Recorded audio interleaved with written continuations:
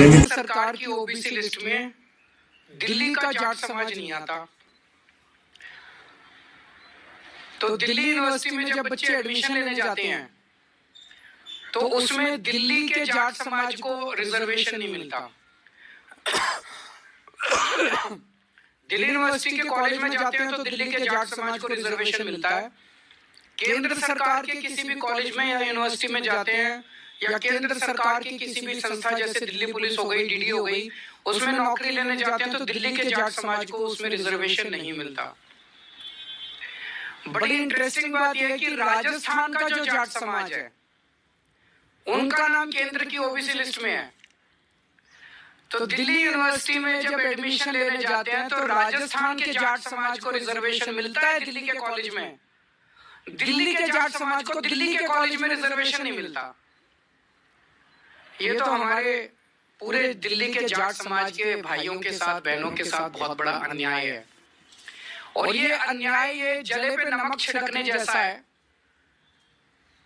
कि 4 बार पिछले 10 साल में प्रधानमंत्री जी ने अपने घर बुला के और अमित शाह जी ने जाट समाज के नेताओं को आश्वासन दिया, भरोसा दिया, वचन दिया, गारंटी दी कि दिल्ली के जाट समाज को केंद्र की ओबीसी लिस्ट के अंदर डाला जाएगा। 26 मार्च 2015 को प्रधानमंत्री मोदी जी ने दिल्ली जाट समाज के प्रतिनिधियों को अपने घर बुलाकर यह वादा किया कि उन्हें केंद्र की ओबीसी लिस्ट में दिल्ली के जाट समाज को शामिल किया जाएगा। 26 मार्च 2015 को नहीं किया। उसके बावजूद 8 फरवरी 2017 को अमित शाह जी ने यूपी चुनाव से पहले चौधरी वीरेंद्र सिंह के घर फिर से दिल्ली और देश के जाट नेताओं को यह वादा किया कि जो स्टेट लिस्ट में ओबीसी जाती हैं उनको केंद्र की लिस्ट में जोड़ा जाएगा। फिर भी नहीं किया। 2019 के लोकसभा चुनाव से पहले दिल्ली में प्रवेश वर्मा के आवास पर अमित शाह ने जाट नेताओं से मिले, फिर वादा किया कि दिल्ली के जाट समाज को केंद्र की ओबीसी लिस्ट में शामिल किया जाएगा। फिर धोखा दिया, फिर नहीं किया। 2022 में दिल्ली में फिर सैकड़ों जाट नेताओं को बुलाकर अमित शाह जी मिले और वादा किया और फिर से धोखा दे दिया।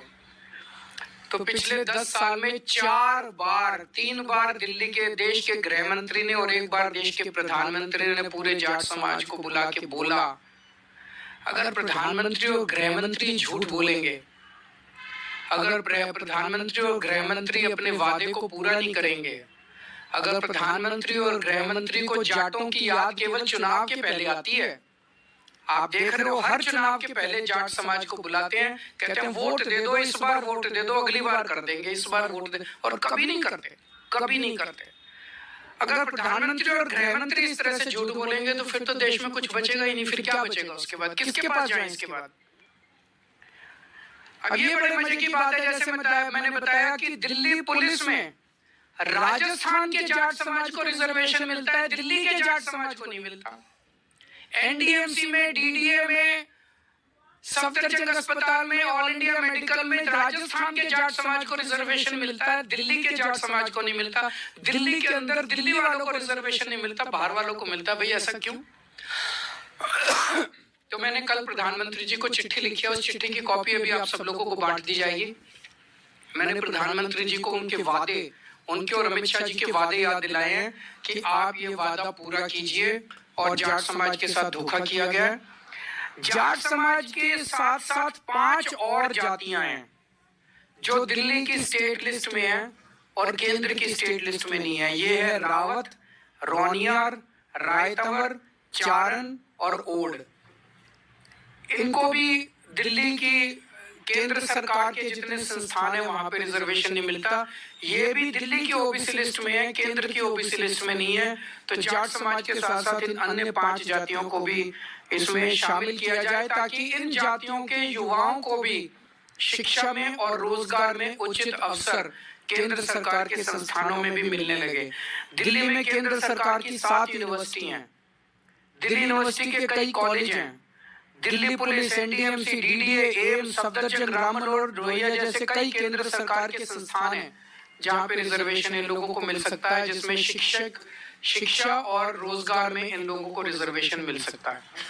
तो हमारा निवेदन है कि जो धोखा 10 साल से भारतीय जनता पार्टी दिल्ली के जाट समाज को देती आ रही है, वो धोखा देना बंद करें, अपने पुराने वादे पूरे करें। और अगर पूरे नहीं करेंगे तो आज केजरीवाल दिल्ली के पूरे जाट समाज को ये वादा कर रहा है कि मैं आपके लिए संघर्ष करूंगा और मैं केंद्र सरकार से करवा के लेके आऊंगा, चाहे मुझे इसके लिए जो मर्जी करना पड़े। अगर कोई प्रश्न है तो आप बताइए। मैं एक ही सीट से लड़ रहा हूँ। Thank you. तो मुझे कमेंट करके बताएं। साथ ही चैनल को लाइक, शेयर और सब्सक्राइब करना ना भूलें। थैंक यू, धन्यवाद।